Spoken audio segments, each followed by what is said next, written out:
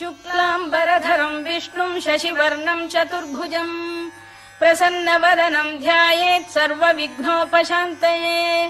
व्यासं वसिष्ठनप्तारं शक्तेः पौत्रमकल्मषम्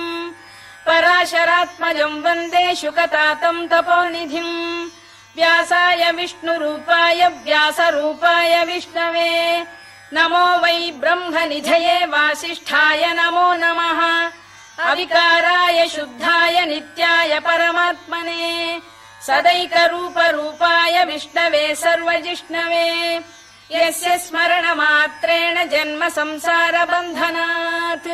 विमुच्यते नमस्तस्मै विष्णवे प्रभविष्णवे ॐ नमो विष्णवे प्रभविष्णवे। श्रीवैशम्पायन उवाच श्रुत्वा धर्मानशेषेण पावनानि च सर्वशः युधिष्ठिरः शान्तनवम् पुनरेवाभ्यभाषत।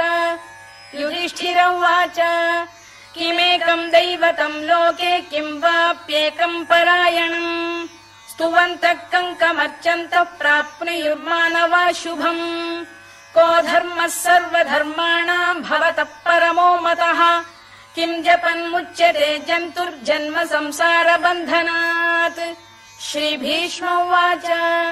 जगत्प्रभुम् देवदेवमनन्तम् पुरुषोत्तमम् स्तुवन्नाम सहस्रेण पुरुषः सततोत्थितः तमेव चार्चयन् नित्यम् भक्त्या पुरुषमव्ययम् ध्यायन् स्तुवन् नमस्यम् च यजमानस्तमेव च अनादिनिधनम् विष्णुम् सर्वलोकमहेश्वरम् लोकाध्यक्षम् स्तुवन् नित्यम् सर्वदुःखातिगो भवेत् ब्रह्मण्यम् सर्वधर्मज्ञम् लोकानाम् कीर्तिवर्धनम् लोकनाथम् महद्भूतम् सर्वभूतभवोद्भवम् एष मे सर्वधर्माणाम् धर्मोऽधिकतमो मतः यद्भक्त्या पुण्डरीकाक्षम् स्तवैरच्चेन्नरः सदा परमम् यो महत्तेजः परमम् यो महत्तपः परमम् यो महद्ब्रह्म परमम् यः परायणम् पवित्राणाम् पवित्रम् यो मङ्गलानाम् च मङ्गलम् दैवतम् देवतानाम् च भूतानाम् यो व्ययः यतः सर्वाणि भूतानि भवन्त्यादियुगागमे यस्मिंश्च प्रलयम् यान्ति पुनरेव युगक्षये तस्य लोकप्रधानस्य जगन्नाथस्य भूपते विष्णोर्नाम सहस्रम् मे शृणु पापभयापहम् यानि नामानि गौणानि विख्यातानि महात्मनः ऋषिभिः परिगीतानि तानि वक्ष्यामि भूतये ऋषिर्नाम्नाम् सहस्रस्य वेदव्यासो महामुनिः छन्दोऽनुष्टुप् तथा देवो भगवान् देवकीसुतः अमृतांशुद्भवो बीजम् शक्तिर्देवकी नन्दनः त्रिसामाहृदयम् तस्य शान्त्यर्थे विनियुज्यते विष्णुम् जिष्णुम् महाविष्णुम् प्रभविष्णुम् महेश्वरम् अनेकरूपदैत्यान्तम् नमामि पुरुषोत्तमम् अस्य श्रीविष्णोर्दिव्यसहस्रनामस्तोत्रमहामन्त्रस्य श्रीवेदव्यासो भगवान् ऋषिः अनुष्टुप्छन्दः श्रीमहाविष्णुः परमात्मा श्रीमन्नारायणो देवता अमृतांशुद्भवो भानुरिति बीजम् देवकी नन्दन श्रेष्ठेति शक्तिः उद्भवः क्षोभणो देव इति परमो मन्त्रः शङ्खबृन्नन्दकी चक्रीति कीलकम् शार्ङ्गधन्वा गदाधर इत्यस्त्रम् रथाङ्गपाणिरक्षोभ्य इति नेत्रम् त्रिसामासामगः सामेति कवचम् आनन्दम् परब्रह्मेति योनिः ऋतुः सुदर्शनकाल इति दिग्बन्धः श्रीविश्वरूप इति ध्यानम् श्रीमहाविष्णुप्रीत्यर्थे सहस्रनाम जपे विनियोगः ध्यानम् क्षीरोदन्वत्प्रदेशे शुचिमणिविलसत्सैकते मौक्तिकानाम् माला क्लुप्तासनस्थ स्फटिकमणिनिभैर्मौक्तिकैर्मण्डिताङ्गः शुभ्रैरभ्रैरदभ्रैरुपरि विरचितैर्मुक्तपीयूषवर्षैः आनन्दीन पुनीयादरिनलिन गदा शङ्खपाणिर्मुकुन्दः भूः पादौ यस्य नाभिर्वियदसुरनिलश्चन्द्रसूर्यौ च नेत्रे कर्णावाशा शिरोद्यौर्मुखमपि दहनो यस्य वास्तेयमब्धिः अन्तस्थम् यस्य विश्वम् सुरनरखगो भोगि गन्धर्व दैत्यैः चित्रम् रम्यते तम् त्रिभुवन वपुषम् विष्णुमीशम् नमामि ॐ नमो भगवते वासुदेवाय शान्ताकारम् भुजगशयनम् पद्मनाभम् सुरेशम् विश्वाधारम् गगनसदृशम् मेघवर्णम् शुभाङ्गम् लक्ष्मीकान्तम् कमलनयनम् योगिहृद्ध्यानगम्यम् वन्दे विष्णुम् भवभयहरम् सर्वलोकैकनाथम् मेघश्यामम् पीतकौशेयवासम् श्रीवत्साङ्कम् कौस्तुभोद्भासिताङ्गम् पुण्योपेतम् पुण्डरीकायताक्षम् विष्णुम् वन्दे सर्वलोकैकनाथम् नमः समस्तभूतानामादिभूताय भूभृते अनेकरूपरूपाय विष्णवे प्रभविष्णवे सशङ्खचक्रम् सकिरीटकुण्डलम् सपीतवस्त्रम् सरसीरुभेक्षणम् सहारवक्षस्थलशोभिकौस्तुभम् नमामि विष्णुम् शिरसा चतुर्भुजम् छायायाम् पारिजातस्य हेमसिंहासनोपरि आसीनमम्बुदश्याममायताक्षमलङ्कृतम् चन्द्राननम् चतुर्बाहुम् श्रीवत्साङ्कितवक्षसम् रुक्मिणी सत्यभामाभ्याम् सहितम् कृष्णमाश्रये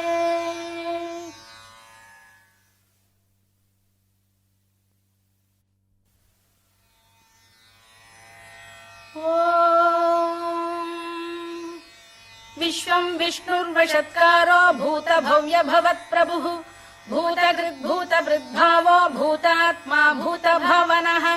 भूतात्मा परमात्मा च मुक्तानाम् परमागतिः अव्ययः पुरुषः साक्षी क्षेत्रज्ञोऽक्षर एव च योगो योगविदाम् नेता प्रधानपुरुषेश्वरः नारसिंहवपुः श्रीमान् केशवः पुरुषोत्तमः सर्वः शर्वः शिवस्थाणुर्भूतादिर्निधिरव्ययः सम्भवो भावनो भर्ता प्रभवः प्रभुरीश्वरः स्वयम्भूः शम्भुरादित्यः पुष्कराक्षो महास्वनः अनादिनिधनो धाता विधाता धातुरुत्तमः अप्रमेयो ऋषिकेशः पद्मनाभोऽमरप्रभुः विश्वकर्मा मनुस्त्वष्टा स्थविष्ठस्थविरो ध्रुवः अग्राह्यः शाश्वतः कृष्णो लोहिताक्षप्रदर्दनः प्रभूतस्त्रिककुब्धाम पवित्रम् मङ्गलम् परम् ईशानः प्राणदः प्राणो ज्येष्ठः श्रेष्ठः प्रजापतिः हिरण्यगर्भो भूगर्भो माधवो मधुसूदनः ईश्वरो विक्रमी धन्वी मेधावी विक्रमक्रमः अनुत्तमो दुराधर्ष्य कृतज्ञः कृतिरात्मवान् सुरेशः शरणम् शर्म विश्वरेता प्रजाभवः अधः संवत्सरो व्याल प्रत्ययः सर्वदर्शनः अजः सर्वेश्वरः सिद्धः सिद्धिः सर्वादिरच्युतः वृषाकपिरमेयात्मा सर्वयोगविनिसृतः वसुर्वसुमनः सत्यः समात्मा संमितः समः अमोघः पुण्डरीकाक्षो वृषकर्मा वृषाकृतिः रुद्रो बहुशिरा बभ्रुर्विश्वयोनिः शुचिश्रवाः अमृतः शाश्वतस्थाणुर्वरारोहो महातपाः सर्वगः सर्वविद्भानुर्विश्वक्सेनो जनार्दनः वेदो वेदविदव्यङ्गो वेदाङ्गो वेदवित्कविः लोकाध्यक्षः सुराध्यक्षो धर्माध्यक्षः कृताकृतः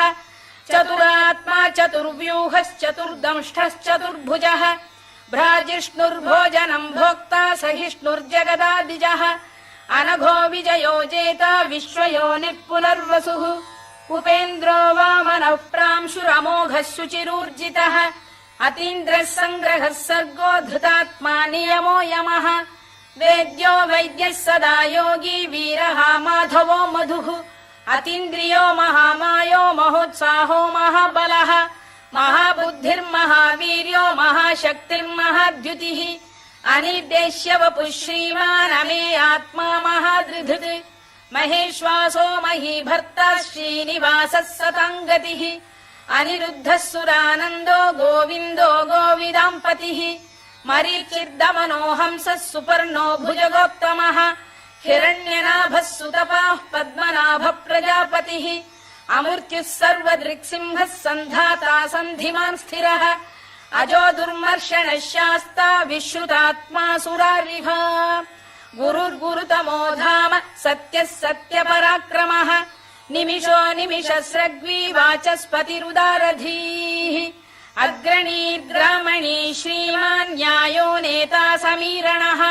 सहस्रमूर्धा विश्वात्मा सहस्राक्षः सहस्रपात् आवर्तनो निवृत्तात्मा संवृतः सम्प्रमर्दनः अधः संवर्तको भङ्गिरलिलो धरणीधरः सुप्रसाद प्रसन्नात्मा विश्वधृक् विश्वभुग्विभुः सत्कर्ता सत्कृतः साधुर्जह्नुर्नारायणो नरः असङ्ख्येयो प्रमेयात्मा विशिष्टः शिष्टकृच्छुचिः सिद्धार्थ सिद्ध संकल्पः सिद्धिदः सिद्धिसाधनः वृषाही वृषभो विष्णुर्वृषपर्वा वृषोदरः वर्धनो वर्धमानश्च विविक्तः श्रुतिसागरः सुभुजो दुर्धरो वाग्मी महेन्द्रो वसुदो वसुः नैकरूपो बृहद्रूपः शिपिविष्टप्रकाशनः ओजस्तेजोद्युतिधरः प्रकाशात्मा प्रतापनः वृद्धस्पष्टाक्षरो मन्त्रश्चन्द्रांशुर्भास्करद्युतिः अमृतांशुद्भवो भानुः शशबिन्दुः सुरेश्वरः औषधम् जगतः सेतुः सत्यधर्मपराक्रमः भूतभव्यभवन्नाथः पवनः पावनो नलः कामः कामकृत्कान्तः कामः कामप्रदप्रभुः युगादिकृद्युगावर्तो नैकमायो महाशनः अदृश्यो व्यक्तरूपश्च सहस्रजिदनन्तजित् इष्टो विशिष्टः शिष्टेष्टः शिखण्डी नघुषो वृषः क्रोधः क्रोधकृत्कर्ता विश्वबाहुर्महीधरः अच्युत प्रथित प्राण प्राणदो वासवानुजः अपां निधिरधिष्ठानमप्रमत्त प्रतिष्ठितः स्कन्द स्कन्दधरो धुर्यो वरदो वायुवाहनः वासुदेवो बृहद्भानुरादिदेवः पुरन्दरः अशोकस्तारणस्तारः शूरः शौरिर्जनेश्वरः अनुकूलः शतावर्तः पद्मी पद्मनिभेक्षणः पद्मनाभोरविन्दाक्षः पद्मगर्भः शरीरभृत् महर्धिर्वृद्धो वृद्धात्मा महाक्षो गरुडध्वजः अतुलः शरभो भीमः समयज्ञो हविर्हरिः सर्वलक्षणलक्षण्यो लक्ष्मीवान् समितिञ्जयः विक्षरो रोहितो मार्गो हेतुर्दामोदरः सः महीधरो महाभागो वेगवानमिताशनः उद्भवः क्षोभणो देवः श्रीगर्भः परमेश्वरः करणम् कारणम् कर्ता विकर्ता गहनो गुहः व्यवसायो व्यवस्थानः संस्थानस्थानदो ध्रुवः परधिः परमस्पष्टस्तुष्टः पुष्टः शुभेक्षणः रामो विरामो विरतो मार्गो नेयोनयोनयः वीरः शक्तिमताम् श्रेष्ठो धर्मो धर्मविदुत्तमः वैकुण्ठः पुरुष प्राण प्राणद प्रणवपृतुः हिरण्यगर्भः शत्रुघ्नो व्याप्तो वायुरधोक्षजः ऋतुः सुदर्शनः कालः परमेष्ठी परिग्रहः उग्रः संवत्सरो दक्षो विश्रामो विश्वदक्षिणः विस्तारस्थावरस्थाणुः प्रमाणम् बीजमव्ययम् अर्थोऽनर्थो महाकोशो महाभोगो महाधनः अनिर्विण्णस्थविष्ठो भूर्धर्मयूपो महामखः नक्षत्रनेमिर्नक्षत्री क्षमः क्षामः समीहनः यज्ञयुज्यो महेद्यश्च क्रतुः सत्रम् सताम् गतिः सर्वदर्शी विमुक्तात्मा सर्वज्ञो ज्ञानमुत्तमम् सुव्रतः सुमुखः सूक्ष्मः सुघोषः सुखदः सुहृद् मनोहरो जितक्रोधो वीरबाहुर्विदारणः स्वापनः स्ववशो व्यापी नैकात्मा नैककर्मकृत् वत्सरो वत्सलो वत्सी रत्नगर्भोधनेश्वरः धर्मकृद्धर्मकृद्धर्मी सदसक्षरमक्षरम् अभिज्ञाता सहस्रांशुर्विधाता कृतलक्षणः गभस्तिनेमिः सत्तस्तः सिंहो भूतमहेश्वरः आदिदेवो महादेवो देवेशो देवभृद्गुरुः उत्तरो गोपतिर्गोप्ता ज्ञानगम्यः पुरातनः शरीरभूतभृद्भोक्ता कपीन्द्रो भूरि दक्षिणः सोमपो मृतपः सोमः पुरुजित् पुरुसत्तमः विनयो जयः सत्यसन्धो दाशार्हः सात्वतां पतिः जीवो विनयिता साक्षी मुकुन्दोमित विक्रमः अम्भो निधिरनन्तात्मा महोदधिशयोऽन्तकः अजो महार्घः स्वाभाव्यो जिता मित्र प्रमोदनः आनन्दो नन्दनो नन्दः सत्यधर्मा त्रिविक्रमः महर्षि कपिलाचार्यः कृतज्ञो मेदिनीपतिः त्रिपदस्त्रिदशाध्यक्षो महाशृङ्गकृतान्तकृत् महावराहो गोविन्दः सुषेणः कनकाङ्गनी गुह्यो गभीरो गहनो गुप्तश्चक्रगदाधरः मेधास्वाङ्गो जितकृष्णो दृढः सङ्कर्षणोच्युतः वरुणो वारुणो वृक्षः पुष्कराक्षो महामनाः भगवान् बलहानन्दी वनमाली हलायुधः आदित्यो ज्योतिरादित्यः सहिष्णुर्गतिसत्तमः सुधन्वाखण्ड परशुर्दारुणो द्रविणप्रदः दिवस्पृक् सर्वदृग्व्यासो वाचस्पतिरयो निजः त्रिसामासामगः साम निर्वाणम् भेषजम् भिषज सन्न्यासकृच्छमः शान्तो निष्ठा शान्तिपरायणम् शुभाङ्गः शान्तिदः स्रष्टा कुमुदः कुवलेशयः गोहितो गोपतिर्गोप्ता वृषभाक्षो वृषप्रियः अनिवर्ती निवृत्तात्मा संक्षेप्ताक्षेमकृत् शिवः श्रीवत्सवक्षः श्रीवासः श्रीपतिः श्रीमताम्बरः श्रीरः श्रीशः श्रीनिवासः श्रीनिधिः श्रीविभावनः श्रीधर श्रीकर श्रेयः श्रीमान् लोकत्रयाश्रयः स्वक्षः स्वङ्गः शतानन्दो नन्दिर्ज्योतिर्गणेश्वरः विजितात्मा विधेयात्मा सत्कीर्तिश्छिन्न संशयः उदीर्णः सर्वतश्चक्षुरनीशः शाश्वतः स्थिरः भूषयो भूषणो भूतिर्विशोकः शोकनाशनः अर्चिष्मानर्चितः कुम्भो विशुद्धात्मा विशोधनः अनिरुद्धो प्रतिरथ प्रद्युम्नोमित विक्रमः कालनेमिनिः वीरः शौरिः शूरजनेश्वरः त्रिलोकात्मा त्रिलोकेशः केशवः केशिहा हरिः कामदेवः कामपालः कामी कान्तकृतागमः अनिर्देश्य वपुर्विष्णुर्वीरोऽनन्तो धनञ्जयः ब्रह्मण्यो ब्रह्मकृद्ब्रह्मा ब्रह्म ब्रह्म विवर्धनः ब्रह्म विब्राह्मणो ब्रह्मी ब्रह्मज्ञो ब्राह्मणप्रियः महाक्रमो महाकर्मा महातेजा महोरगः महाक्रतुर्महायज्वा महायज्ञो महाहविः स्तव्यस्तव प्रियस्तोत्रम् स्तुतिस्तोतारणप्रियः पूर्णः पूरयिता पुण्यः पुण्यकीर्तिरनामयः मनोजवस्तीर्थकरो वसुरेता वसुप्रदः वसुप्रदो वासुदेवो वसुर्वसुमनाहविः सद्गतिः सत्कृतिः सत्ता सद्भूतिः सत्परायणः शूरसेनो यदुश्रेष्ठः सन्निवासः सुयामुनः भूतावासो वासुदेवः सर्वासु निलयो नलः दर्पः दर्पदो दृप्तो दुर्धरोऽथापराजितः विश्वमूर्तिर्महामूर्तिर्दीप्तमूर्तिरमूर्तिमान् अनेकमूर्तिरव्यक्तः शतमूर्तिः शताननः एकोनैकः स वक्तः किम् यत्तत्पदमनुत्तमम् लोकबन्धुर्लोकनाथो माधवो भक्तवत्सलः सुवर्णवर्णो हेमाङ्गो वराङ्गश्चन्दनाङ्गदी वीरः विषमः शून्यो घृता क्षीरचरश्चलः अमानी मानदो मान्यो लोकस्वामी त्रिलोकधृत्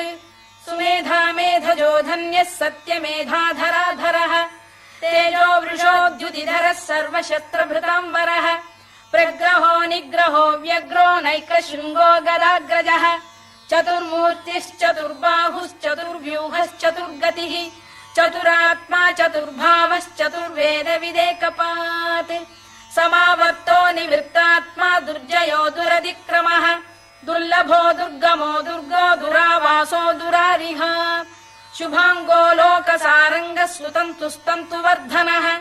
इन्द्रकर्मा महाकर्मा कृतकर्मा कृतागमः उद्भवः सुन्दरः सुन्दो रत्ननाभः सुलोचनः अर्को वाजसनः शृङ्गी जयन्तः सर्वविजयी सुवर्णबिन्दुरक्षोभ्यः सर्ववागीश्वरेश्वरः महाह्रदो महागर्तो महाभूतो महानिधिः कुमुद कुन्दर कुन्द पर्जन्यः पावनो निलः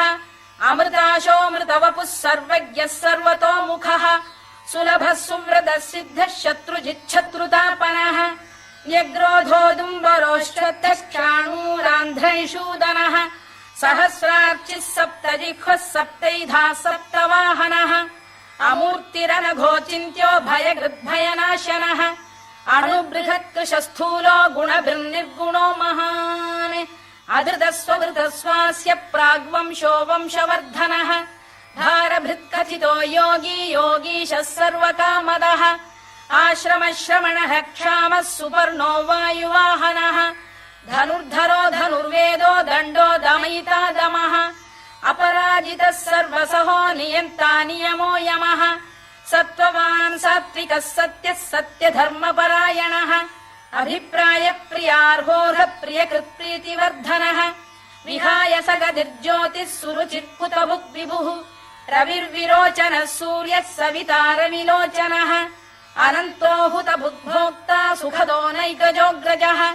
अनिर्विण्णः सदामर्षी लोकाधिष्ठानमद्भुतः सनात्सनातनतमः कपिलः कपिरव्ययः स्वस्तिदः स्वस्तिकृत् स्वस्ति स्वस्तिभुक् स्वस्ति दक्षिणः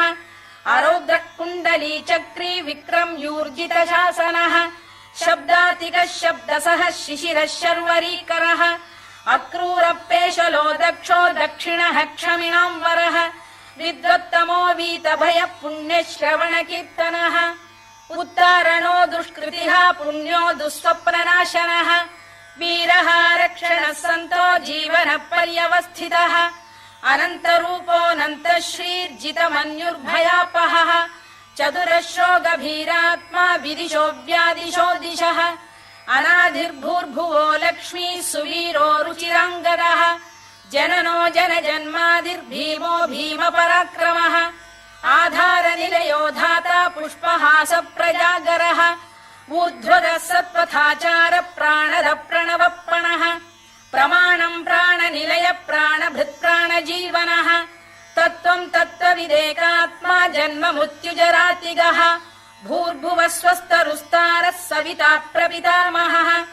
यज्ञो यज्ञपतिर्यज्वा यज्ञाङ्गो यज्ञवाहनः यज्ञभृद्यज्ञकृद्यज्ञी यज्ञभुग्यज्ञसाधनः यज्ञान्तकृद्यज्ञगुह्यमन्नमन्नाद एव च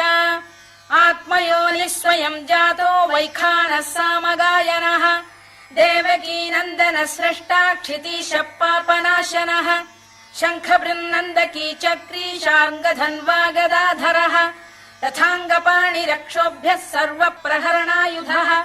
सर्वप्रहरणायुधवो नम इति वनमाली गरीशाङ्गी शङ्खी चक्री च नन्दकी श्रीमान्नारायणो विष्णुर्वासुदेवोऽभिरक्षतु वनमाली गरीशाङ्गी शङ्खी चक्री च नन्दकी श्रीमान्नारायणो विष्णुर्वासुदेवोऽभिरक्षतु वनमाली गरीशाङ्गी शङ्खी चक्री च नन्दकी श्रीमान्नारायणो विष्णुर्वासुदेवोऽभिरक्षतु इतीदम् कीर्तनीयस्य केशवस्य महात्मनः नाम्नाम् सहस्रम् दिव्यानामशेषेण प्रकीर्तितम् य इदम् शृणुयान् नित्यम् यश्चापि परिकीर्तयेत् नाशुभम् प्राप्नुयात् किञ्चित् सोमुत्रेह च मानवः वेदान्तको ब्राह्मणः स्यात् क्षत्रियो विजयी भवेत् वैश्यो धनसमृद्धः स्यात् शूद्रः सुखमवाप्नुयात् धर्मार्थी प्राप्नुयात् धर्ममर्थार्थी चार्थमाप्नुयात् कामानवाप्नुयात् कामी प्रजार्थी चाप्नुयात् प्रजाम् भक्तिमान् यः सदोत्थाय शुचिस्तद्गतमानसः सहस्रम् वासुदेवस्य नाम्नामेतत् प्रकीर्तयेत् यशः प्राप्नोति विपुलम् याति प्राधान्यमेव च अचलाम् श्रियमाप्नोति श्रेयः प्राप्नोत्यनुत्तमम् न भयम् क्वचिदाप्नोति वीर्यम् तेजश्च विन्दति भवत्यरोगोद्युतिमान् बलरूपगुणान्वितः रोगार्तो मुच्यते रोगात् बद्धो मुच्येत बन्धनात् भयान्मुच्येत भीतस्तु मुच्येतापन्न आपदः दुर्गाण्यतितरत्याशु पुरुषः पुरुषोत्तमम् स्तुवन्नाम सहस्रेण नित्यम् भक्ति समन्वितः वासुदेवाश्रयो मर्त्यो वासुदेवपरायणः सर्वपाप विशुद्धात्मा याति ब्रह्म सनातनम् न वासुदेव भक्तानाम् अशुभम् विद्यते क्वचित् जन्म मृत्युजरा व्याधि भयम् नैवोपजायते इमम् स्तवमधीयान श्रद्धा भक्ति समन्वितः युज्येतात्मसुखक्षान्ति श्रीधृति स्मृति कीर्तिभिः न क्रोधो न च मात्सर्यम् न लोभो न शुभा मतिः भवन्ति कृतपुण्यानाम् भक्तानाम् पुरुषोत्तमे द्यौः स चन्द्रार्कनक्षत्राखम् दिशो भूर्महो दधिः वासुदेवस्य वीर्येण विधृतानि महात्मनः ससुरासुरगन्धर्वम् स यक्षोरगराक्षसम् जगत्वशे वर्ततेदम् कृष्णस्य सचराचरम् इन्द्रियाणि मनो बुद्धिः सत्त्वम् तेजो बलम् धृतिः वासुदेवात्मकान्याहुः क्षेत्रम् क्षेत्रज्ञ एव च सर्वागमानामाचार प्रथमम् परिकल्पते आचार प्रभवो धर्मो धर्मस्य प्रभुरच्युतः ऋषयः पितरो देवा महाभूतानि धातवः जङ्गमा जङ्गमम् चेदम् जगन्नारायणोद्भवम् योगो ज्ञानम् तथा साङ्ख्यम् विद्या शिल्पादिकर्म च वेदाः शास्त्राणि विज्ञानमेतत् सर्वम् जनार्दनात् एको विष्णुर्महद्भूतम् पृथग्भूतान्यनेकशः त्रीन् लोकान् व्याप्य भूतात्मा भुङ्क्ते विश्वभुवव्ययः इमम् स्तवम् भगवतो विष्णोर्व्यासेन कीर्तितम् पठेद्य इच्छेत् पुरुषः श्रेयत् प्राप्तुम् सुखानि च विश्वेश्वरमजम् देवम् जगतः प्रभुमव्ययम् भजन्ति ये पुष्कराक्षम् न ते यान्ति पराभवम् न ते यान्ति पराभवम् ओन्नम इति अर्जुनोवाच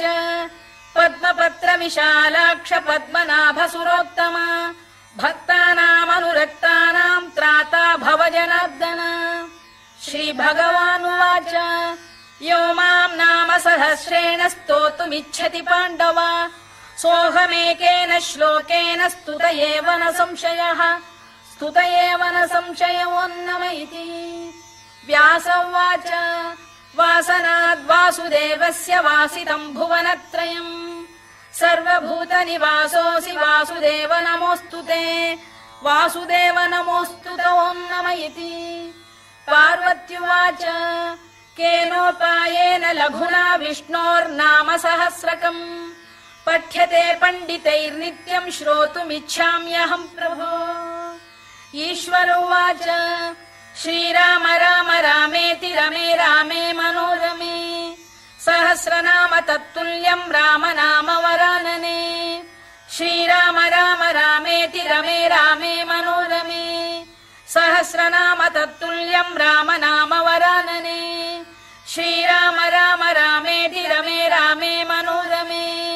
सहस्रनाम तत्तुल्यम् राम नाम वरानने राम नाम वरानन ओन्नम इति ब्रह्मोवाच नमोऽस्त्वनन्ताय सहस्रमूर्तये सहस्रपादाक्षि शिरोरुबाहवे सहस्रनाम्ने पुरुषाय शाश्वते सहस्रकोटियुगधारिणे नमः सहस्रकोटियुगधारिणे नम ओन्नम इति सञ्जय उवाच यत्र योगेश्वर कृष्णो यत्र पार्थो धनुर्धरः तत्र श्रीर्विजयो भूतिर्ध्रुवानीतिर्मतिर्मम श्रीभगवानुवाच अनन्याश्चिन्तयन्तो मां ये जनाः पर्युपासते